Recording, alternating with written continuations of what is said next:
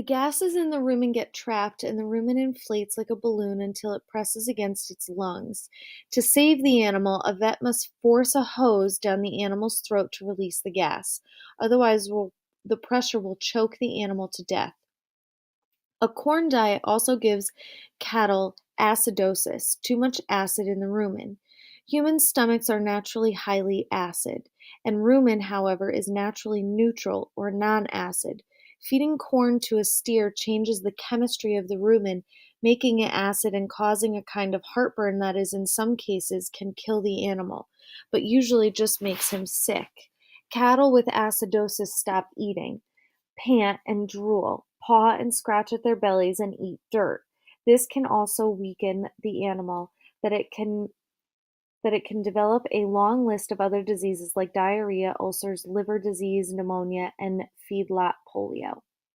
Cattle rarely live on feedlot diets for more than 130 days, which might be about as much as their system can stand. Over time, the acids eat away at the rumen wall, allowing bacteria to enter the animal's bloodstream. These microbes wind up in the liver. Between 15% and 30% of feedlot cattle have damaged livers. Doctor Mel told me that in some pens the figures can run as high as 70%. What keeps a feedlot animal healthy, or healthy enough, are antibiotics. Most of the antibiotics sold in America today are for animal feed, not for humans. Without these drugs, cattle could not survive. The only reason they need the drug is because they are raised on factory farms and fed corn. The problem is that in response to antibiotics, bacteria can mutate or change. They can develop new types of bacteria that the drugs don't affect. By giving antibiotics to the millions of cattle in the US, we are actually breeding new superbacteria that can't be killed by antibiotics. I asked Doctor Mel what would happen if drugs were banned from cattle feed. We'd have a high death rate, he told me. We just couldn't feed them as hard. Hell, if you gave them lots of grass and space, I wouldn't have a job. I found my steer number 534 in pen 63. Pen 63 is about the size of a hockey rink, with a concrete feed bunk along the road and a fresh water trough out back. My first impression was that his home wasn't too bad. It was far enough from the feed mill to be fairly quiet, and it had a view of what I thought was a pond. Then I noticed the brown scum. The body of water is what is known as a manure lagoon. I asked the feedlot manager why they didn't just use the liquid manure as fertilizer on neighboring farms. The farmers don't want it, he explained. The nitrogen and phosphorus levels are so high that it would kill the crop.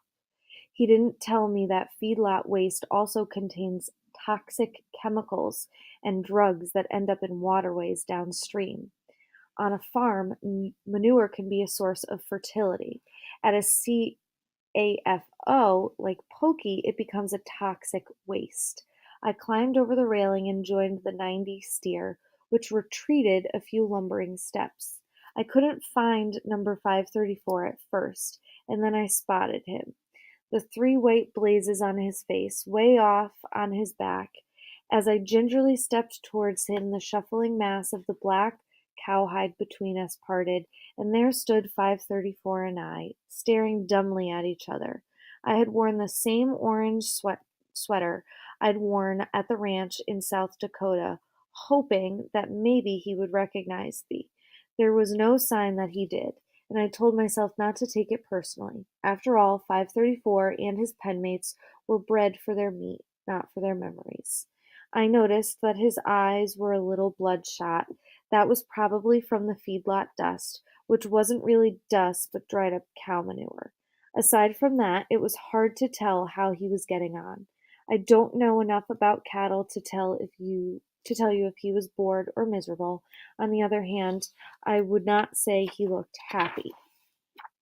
My steer had certainly grown. He'd put on a couple 100 pounds since I had seen him last, which of course was the whole point of the feedlot. Dr. Mel complimented me on his size and shape. That's a handsome looking beef you got there, he said. Aw, shucks. That was one way of looking at a steer, like 534, the feedlot way, the industrial way. To the industrial food chain, cattle are just machines for turning number to field corn into cuts of beef. So, number 534 was doing a good job as a meat machine. Yet, standing there, I realized once again that number 534, despite his name, was not a machine. Number 534 was a living, breathing organism. My health is directly related to his health, or to the health of other steers just like him. We live in the same habitat as the animals we eat. Whatever happens to them happens to us.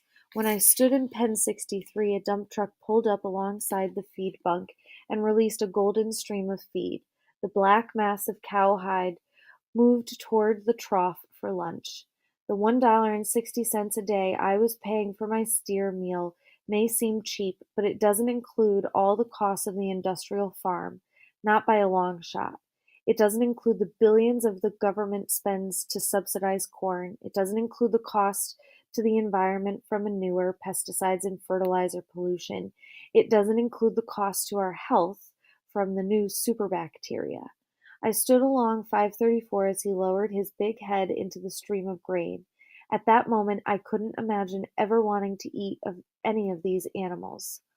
Hungry was the last thing I felt, yet after enough time goes by and the stink of that place is gone from my nostrils, I will probably eat feedlot beef again. Most people can eat feedlot meat because they just don't know where it comes from. For me, it will take a lot of forgetting.